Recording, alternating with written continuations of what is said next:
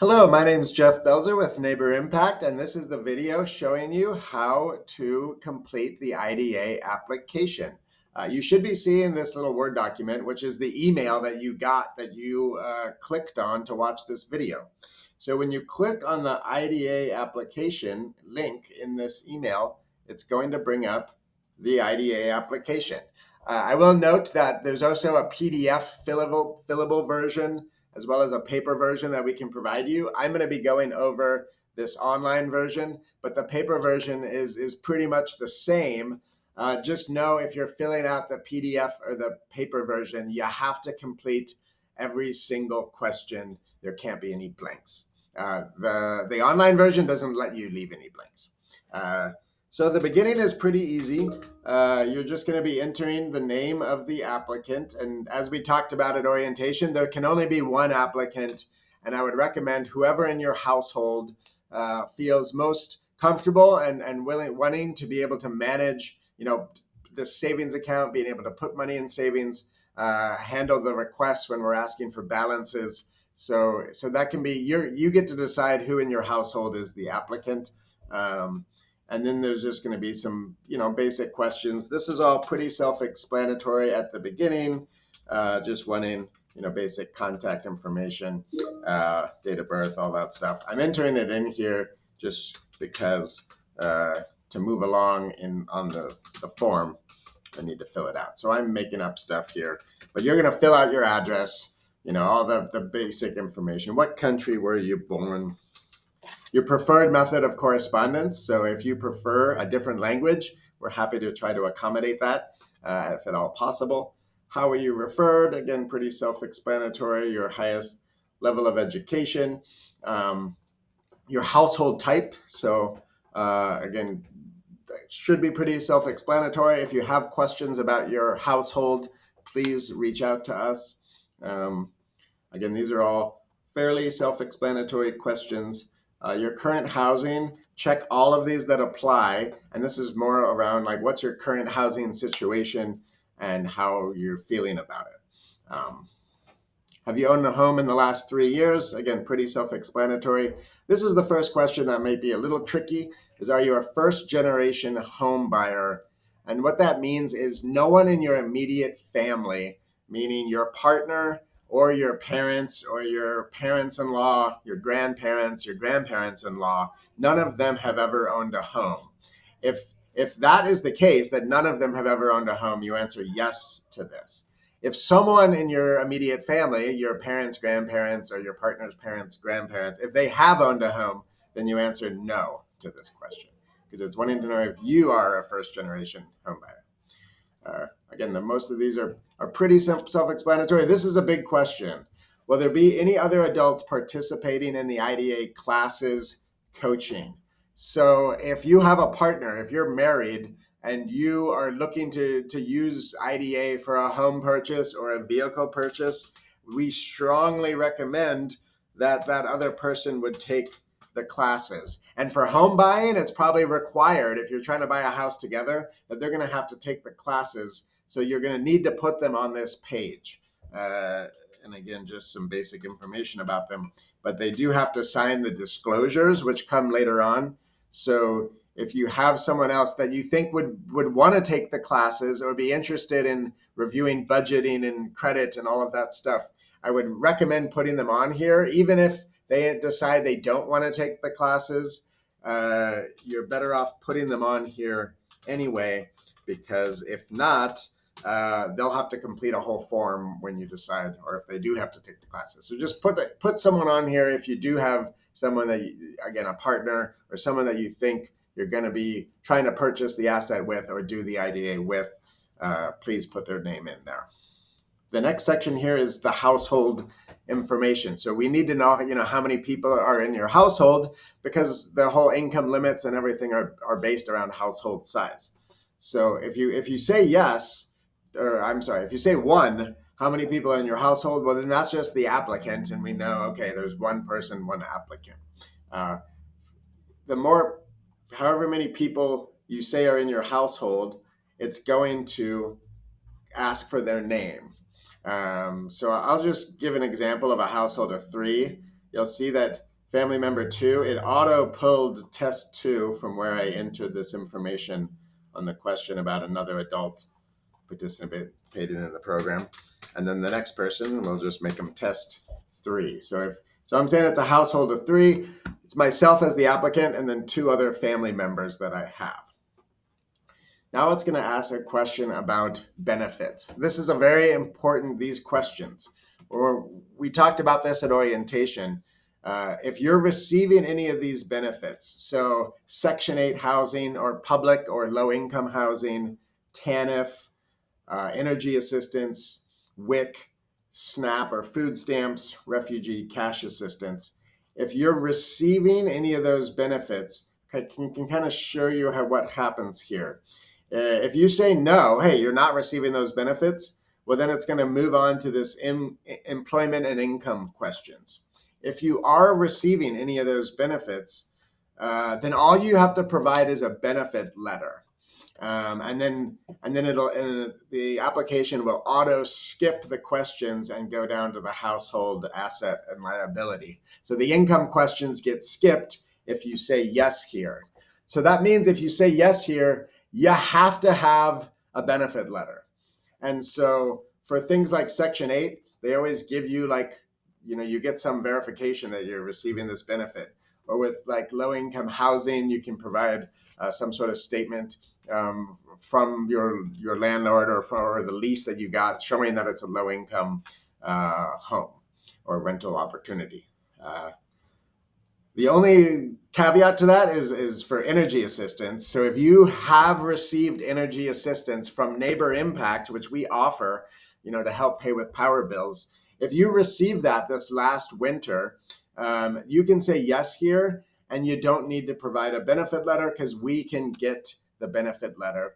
But that's only if you received it in the winter of 2024 or the end of 2023. If you know you got energy assistance, you could say yes, and then we can get the benefit letter. This is very important that if you say yes to any of these questions, you need to provide a benefit letter. And if you don't, then you're going to have to resubmit the entire application, right? Because it's skipping all of these questions, and it's skipping the questions because we're assuming you have a benefit letter. So only answer yes if you know you can provide proof, that you're getting food stamps or that you're receiving WIC. And if you're receiving those benefits, it should be pretty easy to get the benefit letter. I hope that's clear. I'm going to say no because I want you to see what the questions are if you aren't receiving those benefits. So it's going to go into employment and income information. It's going to ask for the age. Applicant 1, that is yourself. I know we already know your age, but just put your age in here because we have a lot of rules going on here to help make this an easier process. So for the applicant, for each person in your household that's 18 or over, we want to know how often are you paid and the name of your employer. So I'll just use myself as an example. I get paid every 2 weeks from Neighbor Impact, and I don't have a second job. If you don't have a second job, you can just leave this blank. And that's for applicant 1, which would be myself. So family member 2, I put in as test 2, and I'll just say that that's, my wife. And how often do they get paid? Well, they get paid monthly, and I'll put the name of where she works. She only has one job. So again, if they only have one job, for job 2, just put NA. And now, one thing to point out as well, if you are self-employed, you are not putting your information here. So if you own your own business or if you do gig economy work, do not put that employer here. There's a separate section for being self-employed. So I got NA here for this fake family I'm creating with a household of 3. I'm going to say that the other person is a child and they're 5 years old. So if they're under 18, you don't have to put any information on the income section. We need 1 month of pay stubs. And so how this works, we want 1 full month of pay stubs based on the dates that you get paid. So if you're submitting the application in June, let's say early June or middle of June, we want all pay stubs that your household received in May based on the pay date.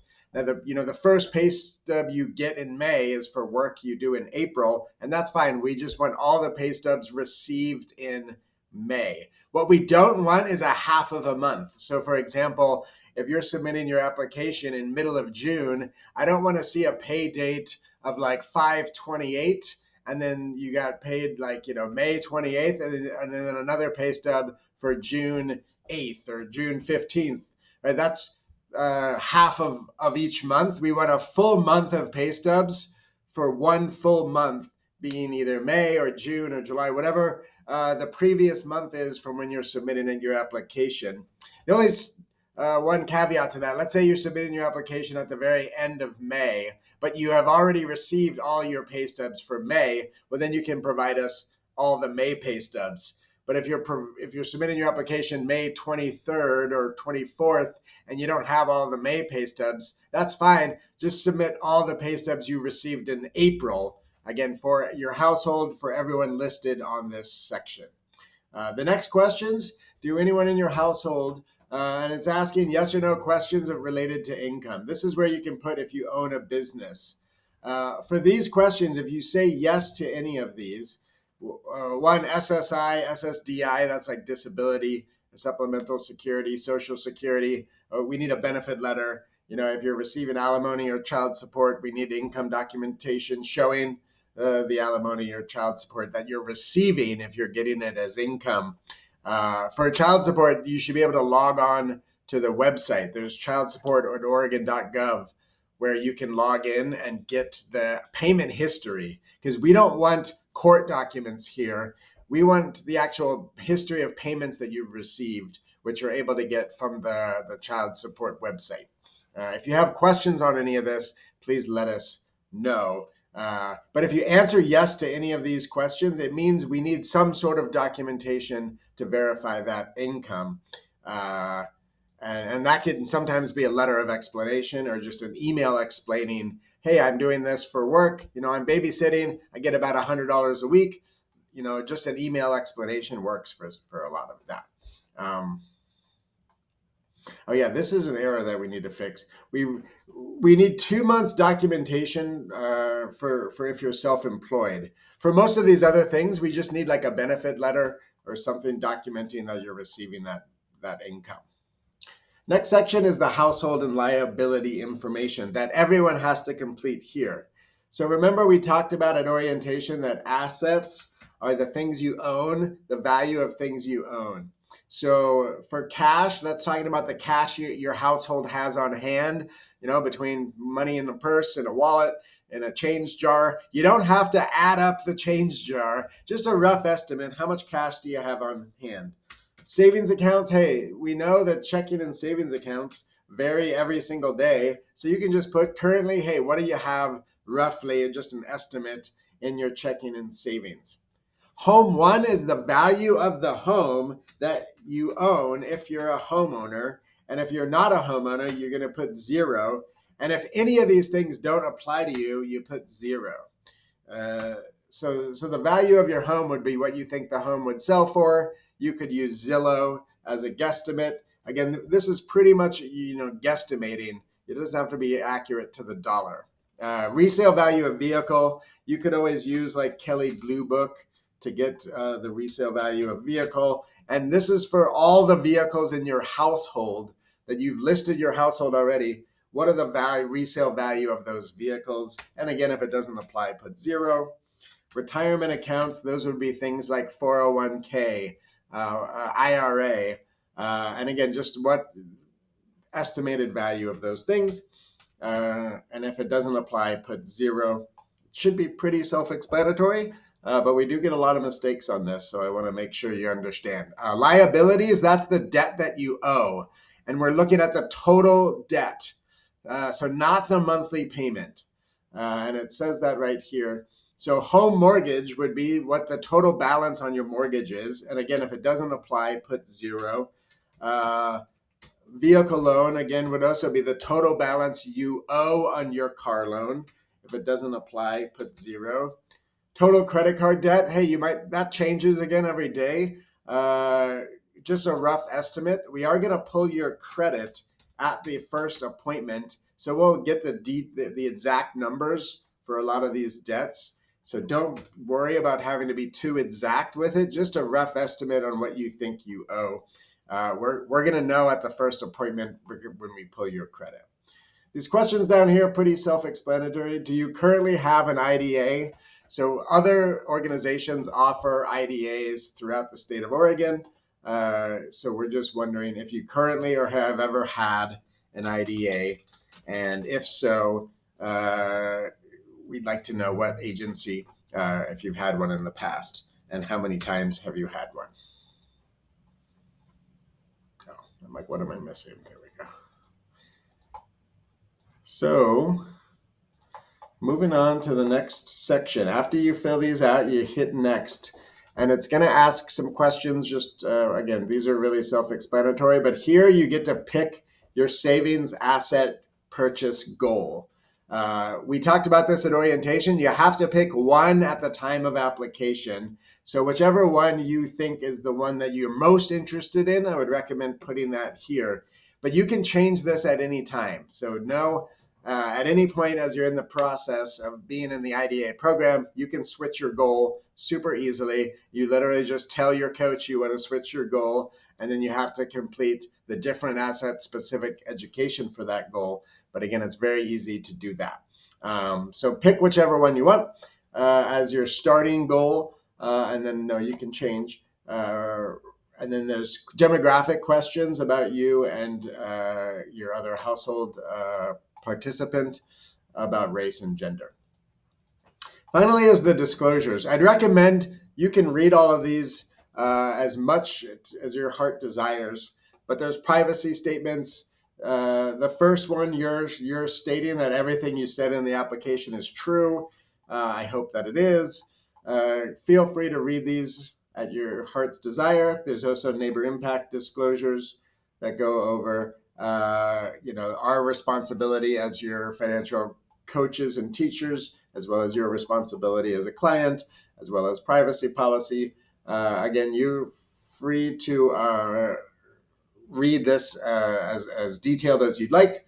There is a spot for both an applicant and the co-participant, and that's because on the other page, right, I entered that co-participant, and that's what I meant about the disclosures needing to be signed if you have someone else that's going to take the classes or be involved with the coaching. And then just to note that when you hit submit, it has a preview signed document. You just want to click on the signed document, and then it does have this whole preview that you could look at if you want. But once you hit submit, then you're done. And just to note that there are these links here. So you can get a link to the support document checklist, which is also in the email that we sent.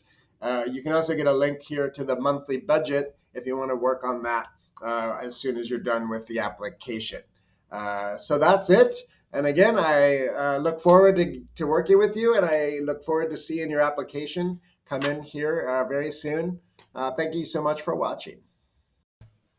Hello, this is Jeff again from Neighbor Impact, and this video is how to complete the IDA application. What you're looking at right now is similar to the email that you just received that you clicked on to watch this video. And we're going to talk about what happens when you click the link for the IDA application. And you can see that it then brings up the IDA application. I do want to note that this is the online link application. There's also a fillable PDF, and we could also mail you a paper copy, or you could pick one up if you wanted a paper copy. They're all pretty much the same, but I'm going to be going over how to do the online link. The only thing to note, I'll note as we go through the difference between the PDF paper version and this online link version. So it starts with you entering the applicant. So we talked about this at the orientation. There can only be one applicant, and we recommend you choose the person in your household who wants to do the IDA program, wants to be able or feels comfortable being able to save money in a savings account, manage the account, provide the balance to us, work with the coach. So that can be, you get to decide who in your household gets to be the applicant. They do have to be 18 or older. And then for that person, we're just going through here, and the beginning is all pretty basic, information. So this is all self-explanatory, and I have to enter it because I have to move on. So forgive me as I go through and enter this information. None of this should worry you. You're just putting in the basic information that we're asking. With preferred language of correspondence, do enter that. If you prefer Spanish, we will make sure you have a Spanish coach. If you have another language that you prefer communication, let us know and we'll accommodate that as best to our ability. Again, these are all pretty basic, should be self-explanatory. So I'll keep moving along. With your current housing, this is really, you can select as many as possible with how you are feeling about your current housing situation. The first question that might need a little explanation is, are you a first generation home buyer? So what we're talking about there is, have you or anyone in your immediate family, meaning your parents or grandparents, you, your partner, or your partner's parents or grandparents, have they owned a home before? And if they have owned a home before, you would say no to this question. If neither you, your partner, or you and your partner's parents or grandparents, if no one has ever owned a home, then you would answer yes. So just be a little careful about that. And then this question is also important. Will there be other adults participating in the IDA classes or coaching? So if you have a partner, or you're married, or you have someone else in your household that you think, hey, should be involved in this in terms of developing the savings plan, looking at credit, taking the classes, you will want to select yes here. And I will say, for home buying, it's oftentimes required that you both take the home buyer education if you're buying a house. So if you're planning on buying a house with your spouse, I would enter their information here. There's disclosures that have to be signed later on for anyone that's going to receive coaching or take the classes. So that's why you should put them here so that they sign the disclosures. And then the next section is the household information. This is where you get to tell us how large is your household. We went over the definition of household at the orientation. If you have questions about that, please reach out to us. And I'm just going to do an example. I'm going to pretend I'm in a household of 3. That's me and my wife and our child. So you'd put their names here. So the first person in your household is the applicant. That's yourself. And then you enter the names of the other people that are in your household. Now, this is the benefit question that we also talked about at orientation. Do you receive any of the following benefits? Section 8 or low-income housing, TANF, energy assistance, WIC, SNAP, or refugee cash assistance. If you answer no to these questions, then it moves to the employment income information. But if you answer yes to one of these questions, it skips those employment questions and goes to household and assets and liabilities. So if you answer yes to any of these questions, you must have a benefit letter, because it's skipping the employment and income questions on the contingency that you have a benefit letter for one of these benefits. So only answer yes if you have a benefit letter. And energy assistance is the one caveat.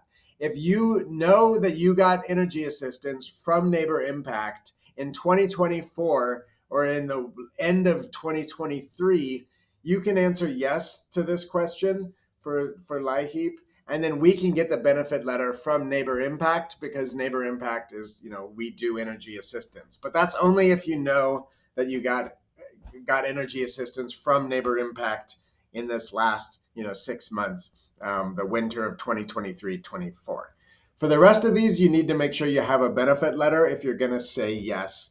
And then with WIC, that letter sometimes looks a little weird, but just kind of shows what your household is receiving from WIC. It is important that the benefit letter for this does have the applicant's name on it. So that's important to know, that you need to provide something that shows the applicant's name. I'm going to say no so that we go to the employment and income questions. This is where it's a little bit different. If you're doing the fillable PDF, if you answered yes to one of these questions, you would skip on the PDF, and it tells you this on the instructions, to the household assets and liabilities. But if you don't have a benefit letter for any of these, then it's going to move on to the employment and income. And applicant one, that's you. That's who's ever the applicant. And you just, hey, put your age here. And then if you're 18 or over, it's automatically going to ask, well, how often do you get paid? And what's the name of your employer? So I'm going to do this as myself, and I get paid every 2 weeks from Neighbor Impact. I don't have a second job, so I put NA for the second job. If you're not employed, like you as the applicant don't have a job, or you're self-employed, then you would put NA here. This employment income information is only for employers. If you're self-employed, you put NA, and there's questions later about being self-employed. So family member 2 is test 2, and this came from the page where I answered if there's another participant participating in IDA. I put yes, test 2, and we're going to pretend that test 2 is my wife, and how old they are, and then how often are they paid, and then who is their employer. And I'm making this up, but I'm saying, okay, they get paid monthly by their employer. And if they don't have a second job, then again, NA. Family member 3 in this made up scenario is a child that's 8 years old. If they're under 18, it's not going to ask for the employment information. But again, we want to know everyone in your household. Who are they employed by and how often are they paid? And we need 1 month of pay stubs for everyone, for every employer listed. How that works for the 1 month of pay stubs, we need a full month, meaning if you're submitting your application in June, we want all the pay stubs your household received in May based on the pay date. If you're submitting your application in May and you haven't received all of your May pay stubs yet, then we want all the pay stubs your household received in April. It gets a little funky. If you're submitting this towards the end of May, but you're going to have all the pay stubs your household received in May soon, well, then submit all the pay stubs received in May. What we don't want is a partial month, meaning let's say you're submitting your application in June, in the middle of June. I don't want one pay stub where the pay date was 5/25 and then another pay stub where it was June 7th, and then I have 2 half-month pay stubs. Now I want all the pay stubs received for your whole household for 1 full month. And then moving on. So the next question is about income. So does anyone own a business? That's where if you do gig economy work, things like you work for DoorDash or Uber or all those other gig economies like Lyft and Uber and there's a bunch of them out there. You're technically self-employed, so you wouldn't put that information as a name of employer. You're self-employed and you are a business owner. That's the same with any sort of independent contractor work. You wouldn't put employer here. You would just answer yes that you own a business. Retirement or pension payments, that's if you're receiving retirement or pension. SSI or SSDI, you probably know what that is if you're receiving it, disability or supplemental security or social security. Alimony or child support, know that this is only if you're receiving it as income, and we want the actual payment history, which for child support you can get on the childsupport.oregon.gov website. We don't need the court documents for that. We just want the actual payment history showing how much you're receiving for that income.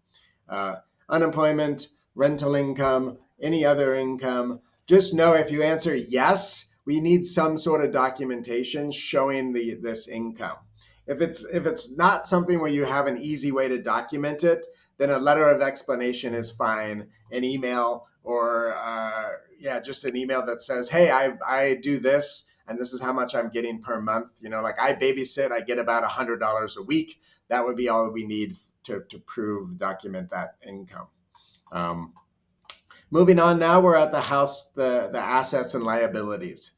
So we talked about this at orientation. Assets are the things that you own, and here you're putting the value of what they own. And this is for everyone in your household. So cash, that's the money that you have between your wallets and your purses and a change jar at home. You don't have to go add up the change jar though. Just a rough estimate is fine. And an estimate for all of these is fine because we know, hey, life happens and your checking account balance is changing every day. Your savings account balance is probably changing quite a bit. So just put a good rough estimate of what you have in those accounts. But it is all of your accounts, and it's again a rough estimate for your household. Home one would be if you own a home, what is the value of the home? And if you own two homes, what are the value of your second home? To be honest, it's not likely that you can qualify for this program if you own more than one house, but still, if you do, hey, put the value of those homes. You can use Zillow if you're not sure what the value is. Zillow can be a good estimate. And then resale value of vehicles. Again, this is all the vehicles for everyone in your household.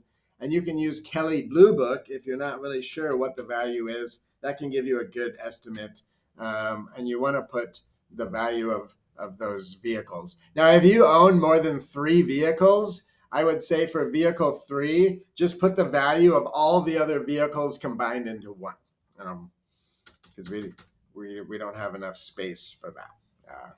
Retirement accounts, that's like 401k, IRA, and again, just a rough estimate on what the value of those things are. If it doesn't apply to you, if any of these things don't apply to you, you put a 0. Now, liabilities, as we talked about, again, was the debt that you owe. So for home mortgage, that would be the total balance that you owe on your mortgage. And if you have a mortgage on that second home that you have, well, then you put the total balance that you owe on the mortgage, not the monthly payment. And it says right here, not monthly payment. We want the total balance owed.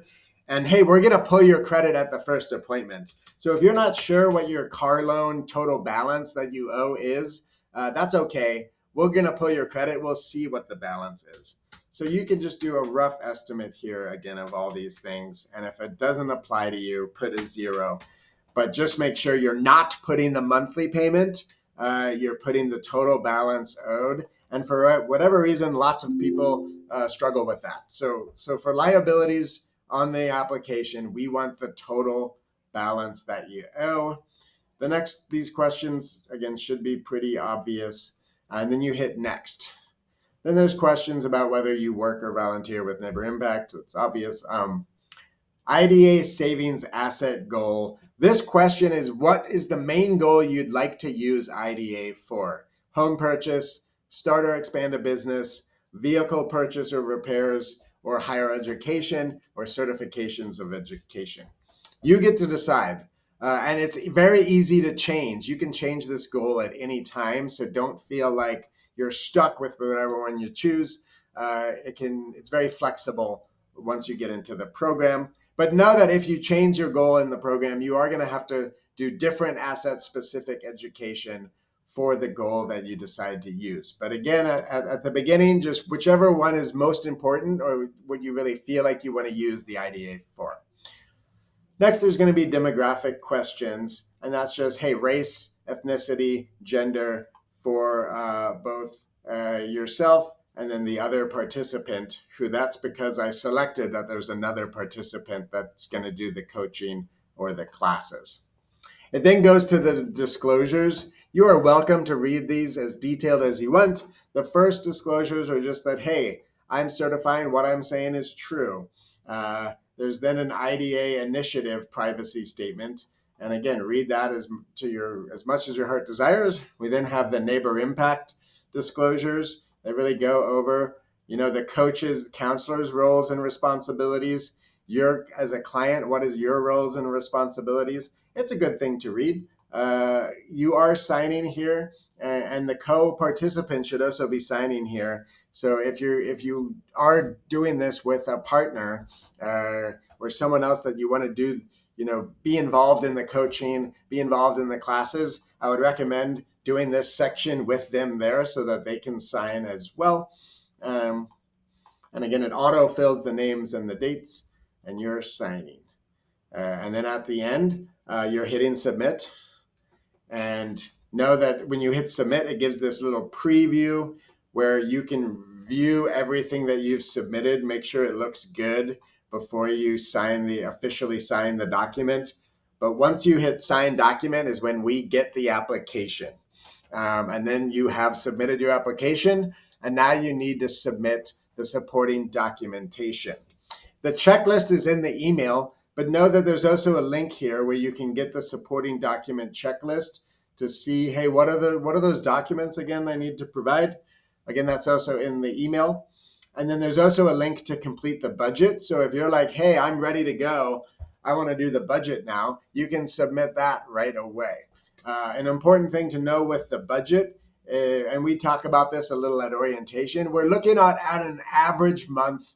What are your monthly expenses? What does your monthly spending look like on average, right? Some days, some months you might spend a bunch on clothing. Some months you don't spend anything, maybe on average throughout the year. Or same with, utilities. Do an average because it changes every single month. But on an average month, what do your expenses look like? Hey, and that's it. So we look forward to getting your application. Again, always feel free to reach out to us with questions. Reply to the email if you have questions. Give us a call because communication is really key, and we want to make sure that your questions are answered and you submit the application correctly. So thanks so much. Hope to see you soon, and we look forward to working with you. Thank you.